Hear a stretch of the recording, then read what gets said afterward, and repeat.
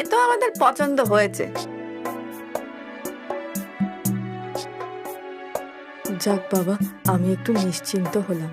তবে দেনা পাওনার কথাটা বলে নিলে হতো না? দেনা পাও না? আমি তো তোমাকে আগেই বলেছি বাবা, আমার এসব কিছুই চাই না। যেখানে বড়রা কথা বলছে তাদের মাঝখানে ছোট